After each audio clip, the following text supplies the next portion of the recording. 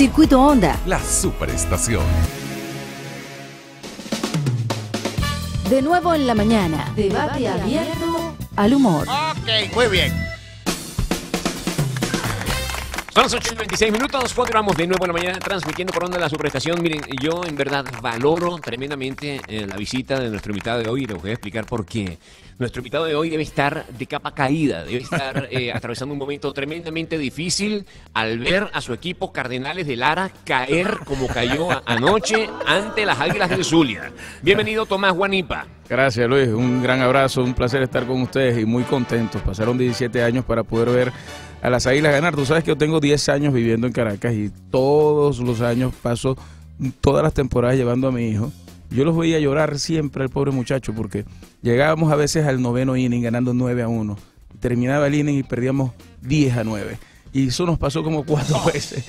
Y esta vez que por fin empezamos a ganar, dije, nada, mi hijo tiene que irse a Maracaibo a ver a las Águilas ganar por fin. Bueno, fíjate una cosa, exactamente igual, Tomás, idéntico me pasó a mí con la victoria de la Asamblea en diciembre del año 2015. Ya empezaste a maltratar a tus invitados, eso no está bien. No, que no sacan eso. Bueno, pues agarra una fila ya en un ticket, mis abogados que están en la esquina. Oye, Tomás, la pregunta que te hago es la siguiente. ¿Cuál es la valoración que tú tienes como diputado?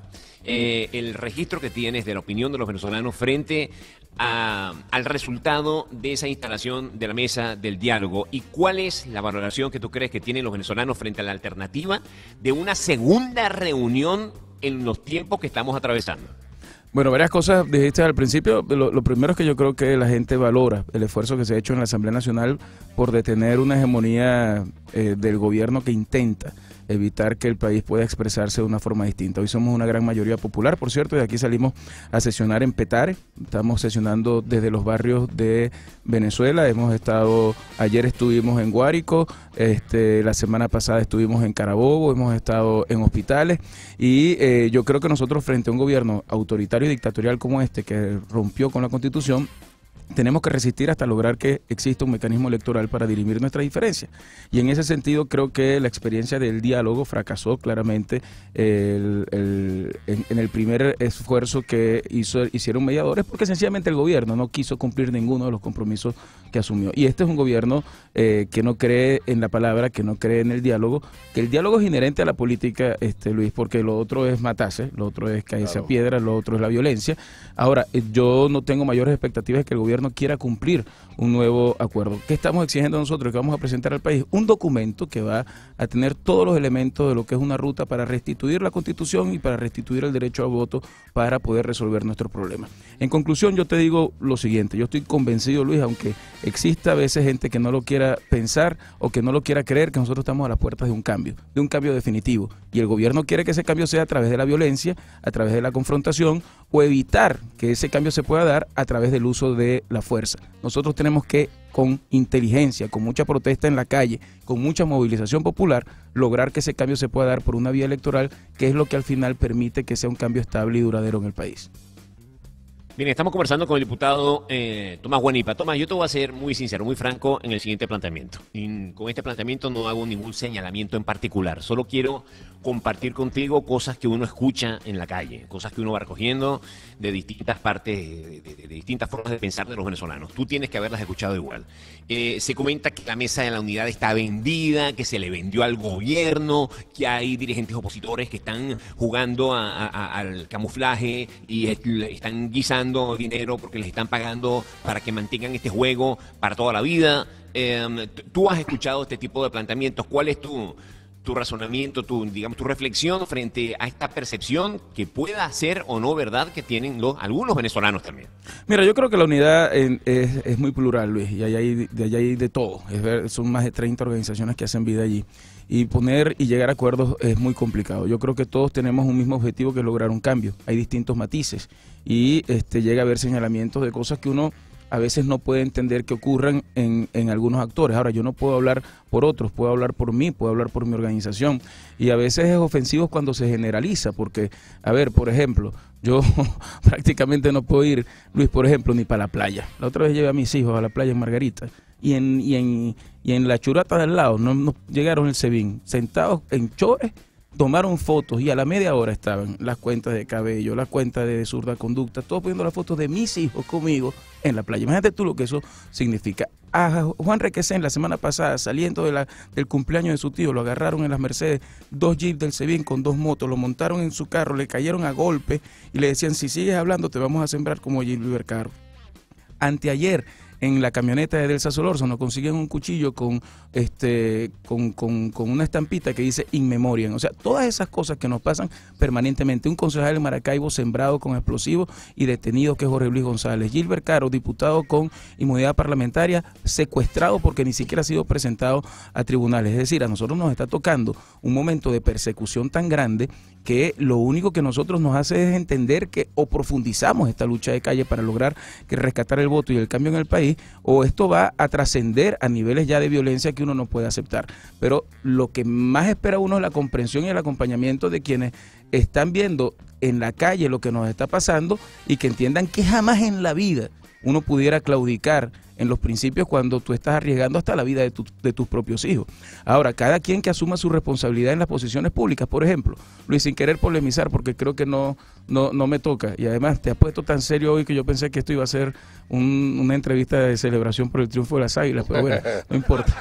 Aquí hay de La Guaira, algún que otro magallanero, no hay perfecto, y los demás son de Caracas. Bueno, pero te quedas un ratico después de las 9 y seguimos hablando fuera del aire. Tú sabes que yo hago vida política en Caracas y por supuesto esto es un rollo, ¿no? Porque ponerse en una franela de las Águilas cuando tú te la pasas metido en un barrio de Caracas y todo el mundo del Magallano de Leones es un hándicap complicado, pero bueno, uno no puede, en eso insisto, uno no puede perder sus principios y sus valores y en lo que uno cree. Ahora, lo que sí te quiero decir es que en toda esta reflexión que estamos haciendo, hay gente, por ejemplo, sin querer polemizar, que ha llegado a decir que no va a salir a marchar porque salir a marchar es llamar a la violencia.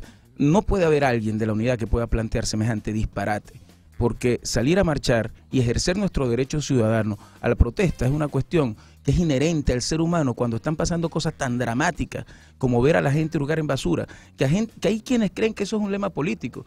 Yo camino todos los fines de semana en distintos barrios de Caracas y el encontrar gente comiendo de la basura ya no es una cosa extraña, es una cosa que ocurre todos los días.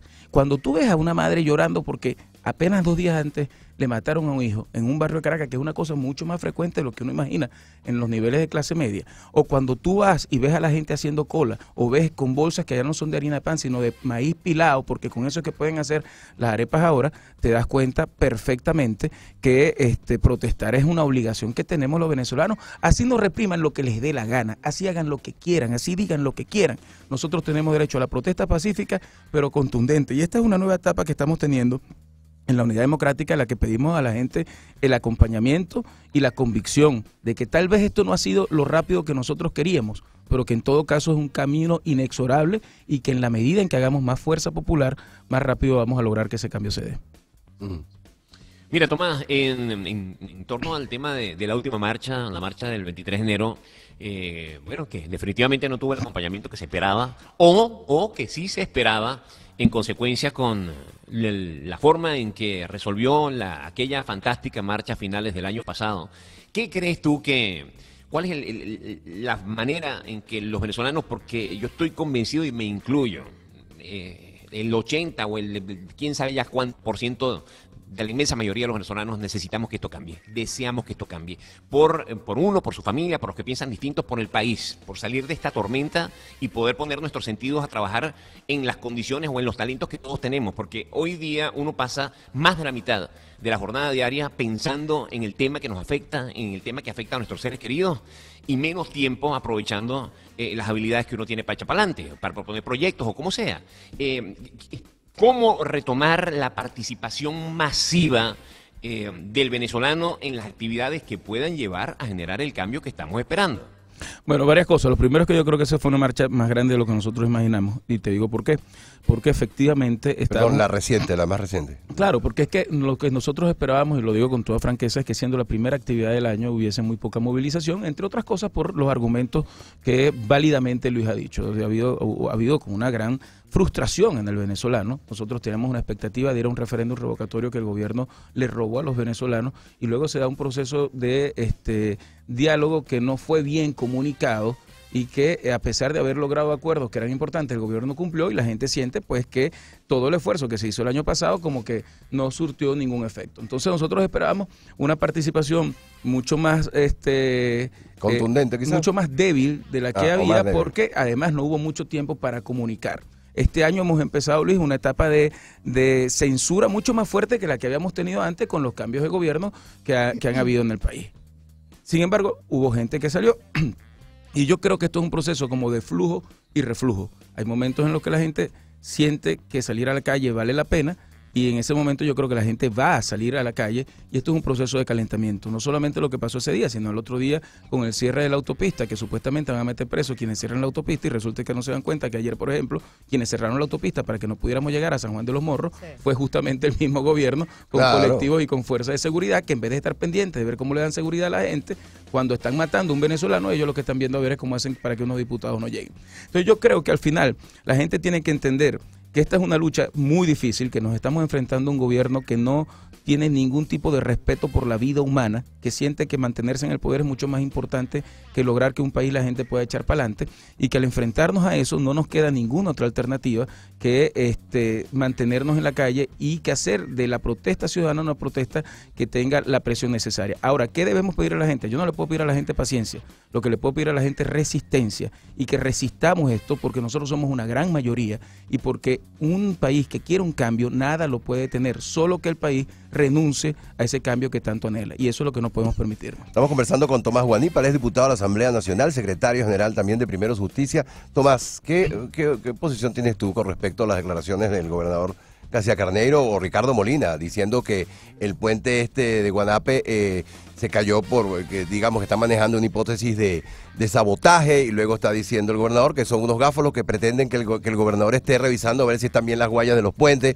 ¿Cómo es la situación? ¿Qué es lo que ocurre? ¿Cuál es tu opinión al respecto? Bueno, lo primero es que hay que ver en qué estado... Estado Vargas. No. Sí.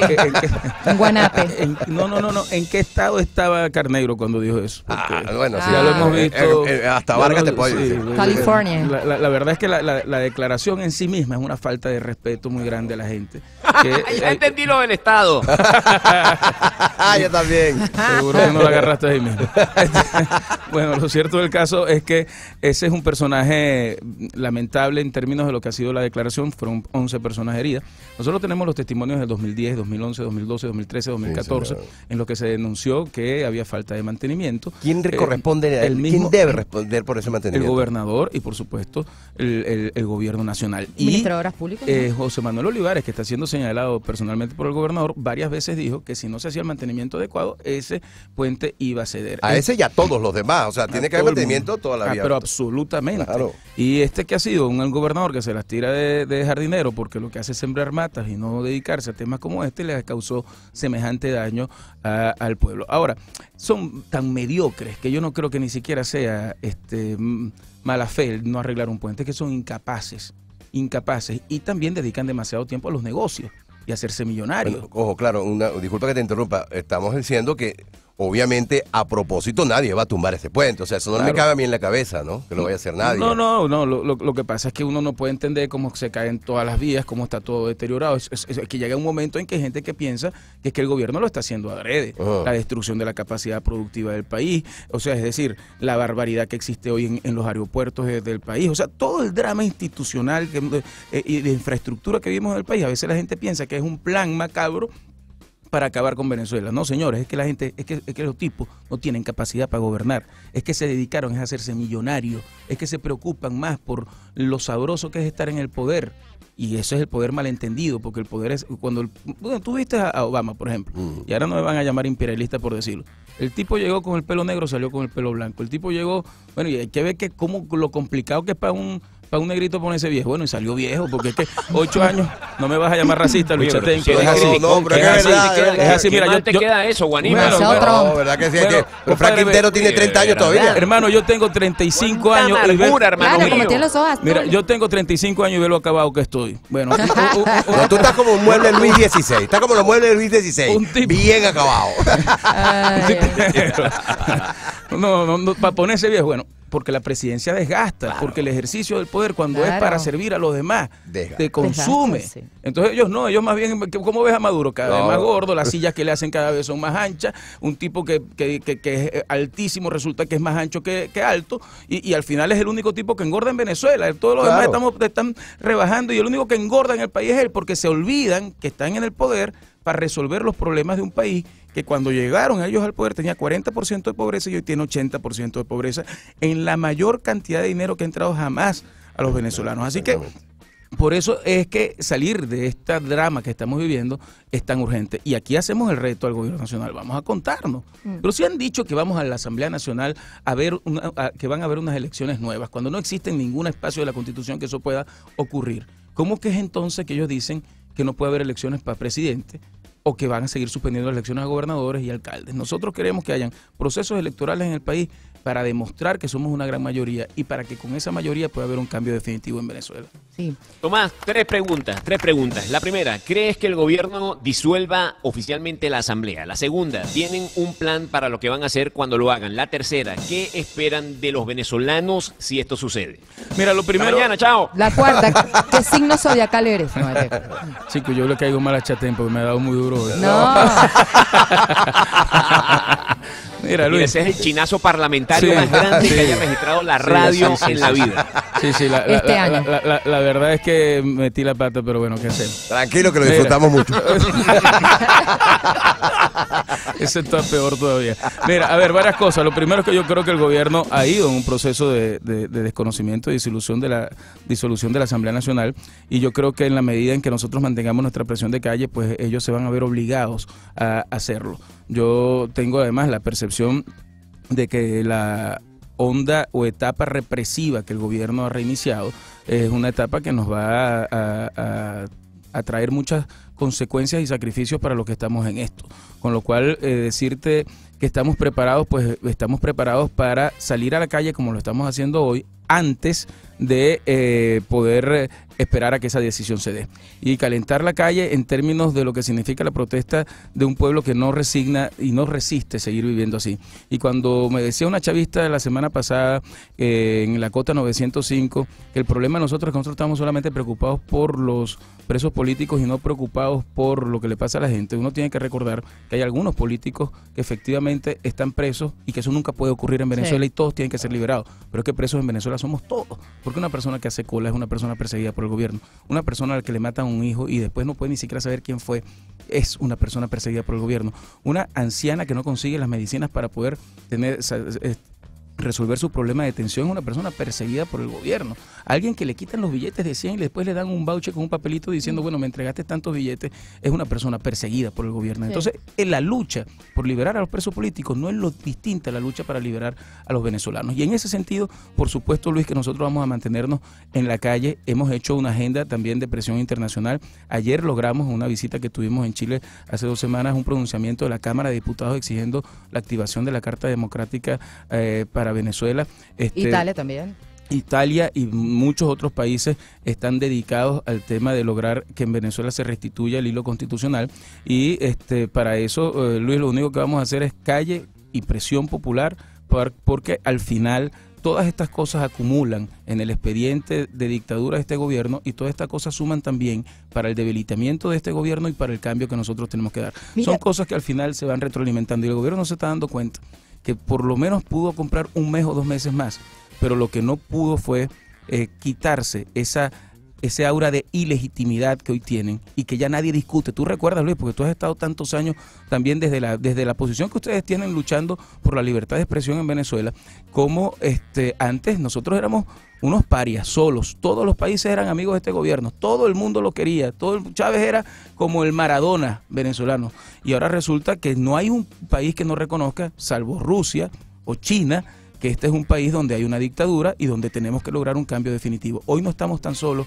hoy somos una gran mayoría. Antes el 50-55% de la población quería al gobierno nacional. Hoy el 80% no lo quiere. Y estas cosas van a traer como consecuencia un cambio. El sacrificio que nos toque vivir a los políticos, bueno, nos toca porque este es el trabajo que escogimos, pero al final el cambio viene y el cambio va a ser positivo. Mira, que te quería comentar acerca de que si parte de la presión de calle es la decisión que tomaron ustedes, los diputados, de salir a la calle, de no hacer vida solamente dentro del hemiciclo, y cómo se maneja esa dinámica. Hoy, por ejemplo, van a Petare. Sí. A ver. Mira, hoy vamos a Petare, ayer estuvimos en San Juan de los Morros y ese cuento quiero echarlo porque resulta que cerraron todas las vías de acceso con colectivos y con miembros de la Fuerza Armada. Nos bajamos de los buses y nos fuimos caminando y llegamos a la cárcel donde estaba Gilbert Caro, y yo creo que eso es una demostración también de resistencia al gobierno. Ni con los cuerpos de seguridad ni con los colectivos pudieron evitar. A mí me pasa todos los fines de semana, porque también el parlamentarismo no es solamente lo que tú haces públicamente y mediáticamente desde la Asamblea Nacional, es lo que haces en los barrios. A mí me ha tocado enfrentarme con colectivos a cada rato que intenta impedir que nosotros podamos llegar. Y yo no te voy a decir que es que yo soy tan valiente, que es que yo me enfrento a los tipos que están armados y entonces yo puedo hacer la actividad. No, es que la gente de la comunidad los enfrenta. Claro. Los mismos que antes los acompañaban para que nos los sacaran, hoy los enfrentan y ellos quedan solos y uno puede entrar. Entonces, esta es una dinámica donde hoy el parlamentario ya no puede quedarse en el hemiciclo, sino que tiene que estar en la calle con la gente. Nosotros tenemos que acompañar a la gente en el sufrimiento que hoy está teniendo. El diputado tiene que ser útil al ciudadano, y no solamente útil en la formación de leyes, en la labor contralora, sino en el acompañamiento y en la orientación a un pueblo que quiere ese cambio. Estuvimos en Mazuca, pero también estuvimos en la maternidad y allí salieron, por cierto, salieron todos los enfermeros, los trabajadores a acompañarnos en esa actividad que tuvimos. Y así como estuvimos en Guárico, en la maternidad, hoy en Mezuca, vamos a estar en todo el país y pronto vamos a hacer una sesión en Amazonas para reivindicar el derecho que tiene ese Estado a tener sus diputados que legítimamente eligieron. Mira, Tomás, te hago la siguiente pregunta. El poder mediático del gobierno es increíble. O sea, la cantidad de emisoras que han tomado, la censura, la autocensura, los canales de televisión. O sea, realmente es un conglomerado mediático insólito. ¿Con qué necesidad, o cómo entiendes tú que Diosdado Cabello se haya visto en esa posición de tener que pedirle a aquellos que ven su programa que hagan pancartas, que pinten murales, que digan aquí no se habla mal de Chávez? ¿Cómo es posible que la opinión que pueda tener alguna persona, ni siquiera opositora, sino que haga un poco de reflexión y eche la película para atrás y recuerde cómo se fue destruyendo el país desde el verbo, desde la irracionalidad, desde esa cosa ideológica que hizo tanto daño y haya convocado y finalmente nos traiga hasta este punto? ¿Por qué Diosdado tiene que pedirle eso a la gente, a los seguidores, a aquellos que ven el Canal 8? Mira, yo creo que primero es desesperación. Y en segundo lugar, Luis, yo quiero decirte algo, y quiero decirle algo a Diosdado también y a Nicolás Maduro. Los responsables de que hoy en los barrios mucha gente que fue chavista ya no hable bien de Chávez, cosa que ocurre permanentemente, Luis. O sea, antes hablaban solamente mal de Maduro, es que ahora también cuestionan a Chávez. Y el que se haya destruido un liderazgo que fue realmente popular, que yo nunca acompañé, que nunca me gustó, que nunca me pareció que era bueno para el país, pero que en todo caso tenía un arraigo importante en sectores populares, son dos personas, Diosdado Cabello y Nicolás Maduro. Entonces tú no le puedes pedir, Diosdado, a la gente que vaya a defender a Chávez cuando tú eres el responsable de que la gente hable mal de Chávez. Claro. Pues eso es así. O sea, las cosas que Diosdado ¿Tú no crees ha hecho, que Chávez haya sido el responsable de que hablen mal de él? Mira, por supuesto, al final su evaluación, la evaluación de su gestión, indudablemente hace que la gente no termine evaluándolo mal, pero te guste o no te guste, al final él tenía una conexión popular con la gente y la gente lo veía bien. Y además, Chávez tuvo la suerte de no tener que vivir este proceso de deterioro económico porque mientras estuvo los precios del petróleo estaban altísimos. Ahora bien, esa imagen positiva que tenía Chávez y la negativa que tenía Maduro y Diosdado han hecho que ya Chávez tenga prácticamente la misma imagen que tenía Nicolás Maduro y que tiene Nicolás Maduro y Diosdado. Así que yo creo también que, Luis, hemos llegado a un nivel de mediocridad, de miseria humana en quienes están en el gobierno. Yo no me imagino a Julio Borges o a Henry Ramos Alup o a uno que ha dedicado su vida, ya en mucho menor escala, pero dedicado su vida al servicio público, dedicado a hacer un programa para hacer la chepa candela de la política. O sea, ojalá fuera la chepa candela, peor. Qué cosa tan vergonzosa Bueno, sí, la verdad que es una ofensa a Chepa. Es Pero una en todo ofensa a caso- Chepa Candela. porque No, pero, claro que sí. pero la Chepa también se mandaba duro. No, pero qué Dios Diosdado. Yo no había nacido, pero ya Luis, No. para aquella Pero no época tenía masa. salía en las No, pero columnas si, de Chepa. si yo escuché a Diosdado Cabello decir, aquí me mandaron una foto de María Corina, Violencia, como le llama él, que entró a un spa a hacerse los pies. Entonces aquí tenemos la foto de los pies de María Corina. Yo, ¿qué le pasa a ese señor? Sí. Cuando sí. alguien medio ve raro a alguien así, no, que violencia contra la mujer. ¿Y qué es lo que están haciendo ellos? Esto no son Absolutamente. ni Chepa Candela hace eso. Bueno, pero fíjate tú. Bueno, lo que- son las 8:50. Oye, Tomás, te mando un fuerte abrazo y siempre el agradecimiento por disponer de tu vida y de tu tiempo en conseguir, en consagrar esa meta de retomar la democracia en nuestro país y el bienestar de los venezolanos. Muchas gracias a ti, Luis. Muchas gracias a ustedes. Para mí es un gran placer. Sabes, Gracias, Luis, el Tomás. respeto y la admiración que te tenemos, que les tenemos a ustedes y además la necesidad que tenemos de luchar para que todos los venezolanos que hoy no están con nosotros regresen al país a construir esta gran patria. Así es. Ya será hasta mañana. De nuevo en la mañana fue una presentación de Burger Shack, la hamburguesa de los dioses. BOD, Banco Universal.